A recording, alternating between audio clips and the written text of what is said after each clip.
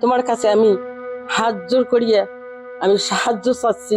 তোমার সাহায্যে যদি আমার ছেলেটা ভালো হয় তা আপনারও ভালো হইবে। একসময় পরিবারের একমাত্র ভরসা ছিলেন আলেপুদ্দিন।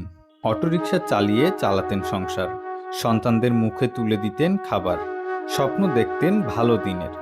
কিন্তু হঠাৎই গলায় ধরা পড়ে মরণ ব্যাধি ক্যান্সার, আর তাতেই বদলে গেছে তার জীবনের পুরো গল্প। লালমনিরহাটের আদিতমারী উপজেলার সারপুকুর ইউনিয়নের টিপের বাজার এলাকার ৪৮ বছর বয়সী আলেপুদ্দিন দীর্ঘদিন ধরে গলার ক্যান্সারে ভুগছেন। একসময় যিনি প্রতিদিন রাস্তায় নেমে অটোরিকশা চালিয়ে পরিবারের দায়িত্ব কাঁধে তুলে নিয়েছিলেন, আজ তিনি নিজেই অসহায় শয্যাশায়ী। অসুস্থতার কারণে বন্ধ হয়ে গেছে তার উপার্জন। ধীরে ধীরে শেষ হয়ে গেছে পরিবারের সামান্য সঞ্চয়ও।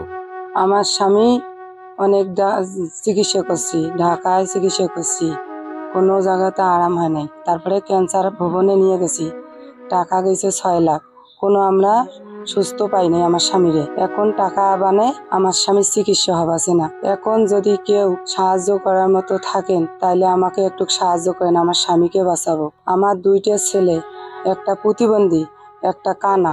এখন আমি দুইটা ছেলেকে নিয়ে আমি সংসারে খুব অসহায় আছি। আমার স্বামীকে কেউ টাকা দেওয়ার মতো ক্ষমতা নাই, আর আমার ব্যয় করার মতো ক্ষমতা নাই। আজ চিকিৎসার খরচ তো দূরের কথা, প্রতিদিনের খাবার জোগাড় করাই হয়ে উঠেছে কঠিন। তার উপর পরিবারের বোঝা আরো ভারী। আলেপুদ্দিনের 2 ছেলে, সোবাহান বাদশা ও সুমন, দুজনই প্রতিবন্ধী। একদিকে অসুস্থ স্বামী, অন্যদিকে প্রতিবন্ধী সন্তান। সব মিলিয়ে যেন দুঃখের ভারে ভেঙে পড়েছে পরিবারটি।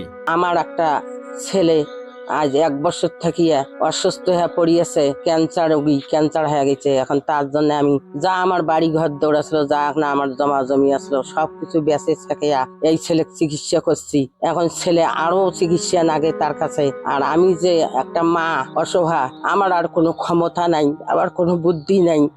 আমি যে এই ছেলে চিকিৎসা দেব বা কিছু খাওয়াবো, আমার কোনো আর বুদ্ধি নেই, আমার কোনো অক্ষমা আমি।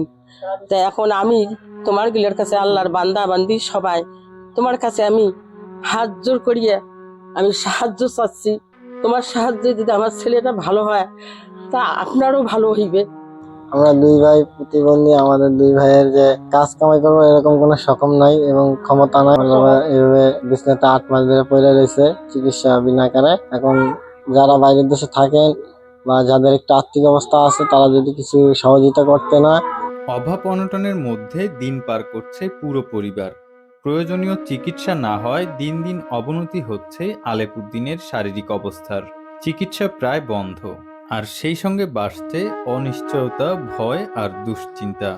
আলিউদ্দিনের মনে করো ক্যান্সার রোগে অনেক দিন থেকে বিছানায় পড়িয়েছে, তবে যা টাকা পয়সা ছিল সব শেষ হয়ে গেছে। এখন ওই অবস্থায় পড়িয়েছে।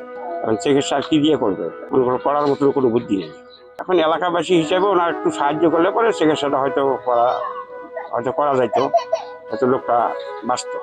লোকটা ঢাকায় ছিল, রিক্সা চালায় খাইতো, হঠাৎ করে ক্যান্সার রোগে আক্রান্ত হয়েছে। এখন ওনার 2টা ছেলে, সেই 2টা পঙ্গু।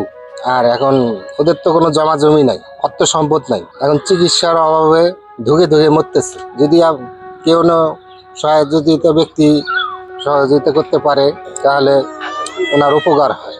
একসময় ছিলেন পরিবারের শক্তি, আজ তিনি চিকিৎসার অভাবে হয়ে পড়েছেন অসহায়। তবুও হার মানেননি আলেপুদ্দিন। বাঁচতে চান, আবারও সুস্থ হয়ে পরিবারের পাশে দাঁড়াতে চান।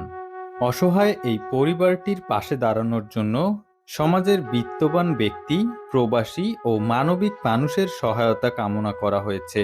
আপনার সামান্য সহযোগিতাই হয়তো ফিরিয়ে দিতে পারে একটি জীবন, বাঁচিয়ে দিতে পারে একটি পরিবার। Desk report, Lalmonirhat news.